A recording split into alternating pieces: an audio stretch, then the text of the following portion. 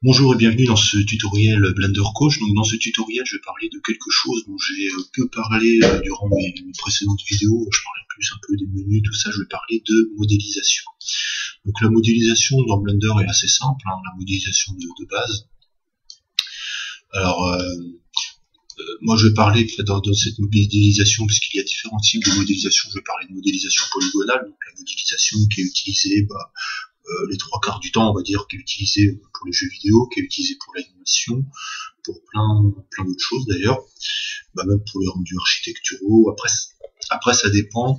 Pour certains rendus architecturaux, quand on veut faire justement des formes bien particulières, on utilisera plus des courbes.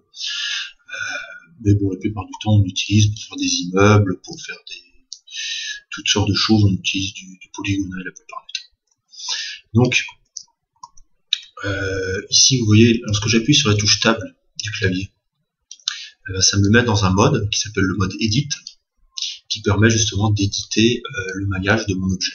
Donc ici j'ai mon cube, ici j'ai le mode Edit, ici j'ai les vertices, ici j'en ai une, deux, trois, voilà.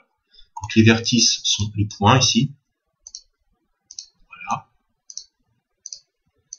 En faisant CTRL Tab, on peut changer de mode de sélection, donc on peut choisir en mode vertice, c'est les points, en mode edge, donc c'est les côtés, et en mode face, c'est les faces.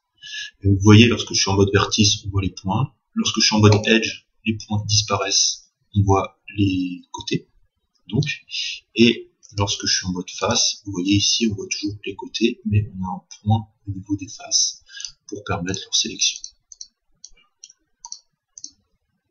Donc, le mode le plus utilisé dans la modélisation polygonale est l'extrusion. L'extrusion qui permet de créer du volume à partir d'une face. Donc ici, nous allons nous focaliser sur cette face en appuyant sur le point du pavé numérique. Ensuite, en cliquant sur la molette de la souris, on peut tourner autour. Et puis on va effectuer une extrusion en appuyant sur E. Et en bougeant la souris, sans appuyer sur aucun bouton. Voilà. On reclique avec le bouton gauche pour pouvoir arrêter l'extrusion. On peut redimensionner avec S, effectuer une rotation avec R. Donc là, c'est la rotation dans la vue qu'on est en train d'utiliser. On peut aussi appuyer deux fois sur R pour avoir une rotation libre. De cette façon, par exemple, on peut refaire une extrusion dans ce sens-là, refaire une rotation libre, refaire une extrusion dans ce sens, refaire encore une rotation libre, refaire une extrusion. En redimensionnement, on peut aussi faire une extrusion comme ceci, vous voyez qu'on a ma face, et qu'on a 4 points qui se sont créés. Je ne peux pas les montrer parce que si je bouge la souris, ça va tout bouger, mais il y a 4 points qui se sont créés en pourtour, autour de ma face. Ça veut dire qu'il y a des faces qui ont été créées de chaque côté. Donc de cette façon, au lieu de faire l'extrusion, c'est les 4 faces que si on bouge, vous voyez, elles apparaissent ici. Si on en voit 2, mais il y en a 2 autres derrière.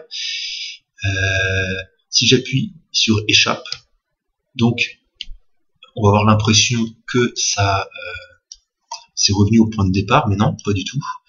Vous voyez, il y a toujours les 4 faces ici, sur le côté. Et donc de cette façon, on peut ou redéplacer cette face en appuyant sur G, et ainsi reprendre le volume que l'on voulait créer, ou alors faire S, et ainsi créer une face à l'intérieur. Voilà, comme ça.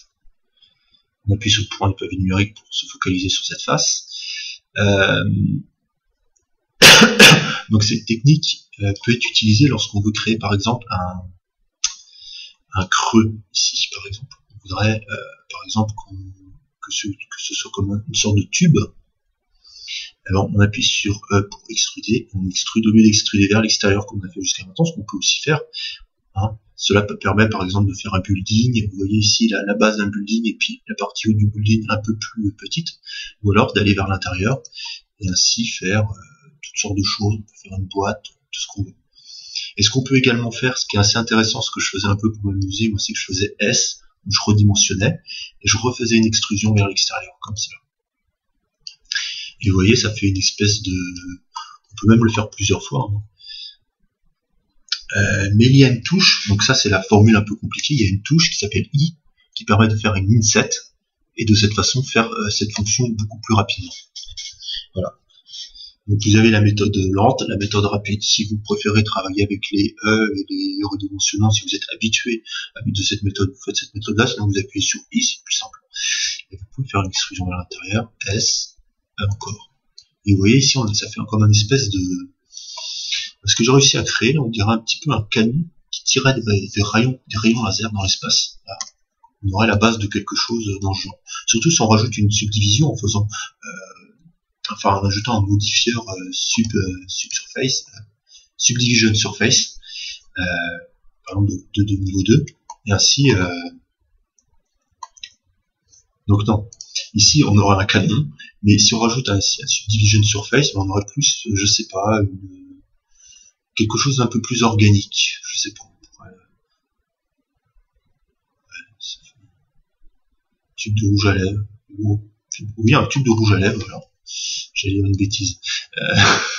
Un tube de rouge à lèvres, mettons, par exemple ici, on prend ses faces. Ici, on appuie sur Z, on va appuyer sur Z ici pour passer en mode wireframe, on voit ce qu'il y a à travers, et ainsi sélectionner les faces qui se trouvent de l'autre côté. On appuie sur C pour faire la sélection circle, donc ça veut dire le mode de sélection en cercle. Donc sélectionner toutes les faces qui sont dans le cercle, tout ce qui est dans le cercle. Faire un clic gauche pour sélectionner, un clic droit pour annuler le mode de sélection par cercle. Et ainsi on a sélectionné toute cette partie là. On va appuyer sur Shift et sélectionner cette face aussi, je vois qu'elle n'était pas sélectionnée. Et ce qu'on peut faire ici, c'est qu'on va on va appuyer sur P et on va mettre Separate Selection, hop, voilà, donc ça on sépare de la sélection, on passe en mode Edit, on va déplacer cette partie. On va faire, on va repasser en Z, on va repasser en mode de volume. Ici, vous voyez, on a une partie, donc par contre, il y a une phase derrière qu'on n'a pas faite. C'est très simple, on va faire CTRL Tab et Edge. Ici, on va sélectionner toutes les trois Edge. Celle-ci. Non, ça va pas marcher avec les Edge, pardon. On va plutôt faire CTRL Tab, on va passer en mode vertice, on va sélectionner toutes les vertices. Celle-ci, celle-ci.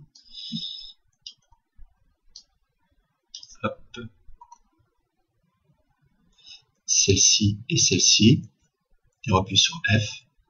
Puis ce qu'on peut faire ici, c'est qu'on va faire la même chose, F. Et voilà, pour que notre tube de rouge à lèvres soit bien, hop, comme ceci, on va rajouter, on va faire CTRL R pour ajouter ce qu'on appelle des loop cuts. Voilà. Ce qu'on peut faire ici aussi, c'est en rajouter un ici, mais non, CTRL Z, on ne va pas en rajouter un ici, ça va être très bien. Et voilà, on a notre tube, notre superbe tube de rouge à lèvres qui est créé. On peut faire toujours un CTRL R aussi dans ce sens-là et dans ce sens-là.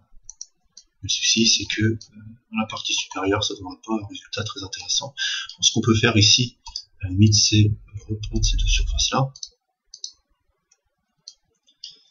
Déjà, celle-ci. On va appuyer sur G, on va déplacer un peu vers le bas, je pense que ça peut mener. On va déplacer un peu vers le bas. Voilà. Là, déjà, on a quelque chose qui ressemble un peu du rouge à lèvres. Donc voilà, c'était juste, bon, j'en avais déjà parlé dans des précédents tutoriels, mais bon, j'avais envie de refaire un tuto sur le domaine de la modélisation, des bases de la modélisation. Hein. Je voulais pas non plus rentrer dans les menus, je voulais montrer une façon simple de pouvoir le faire. Je referai des tutos sur la modélisation, parce que bah, c'est la base de la 3D, la modélisation. Donc, j'en parlerai énormément.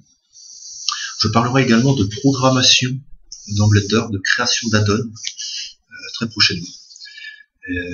Donc je vous remercie d'avoir regardé ce tuto. À très bientôt pour un prochain tutoriel.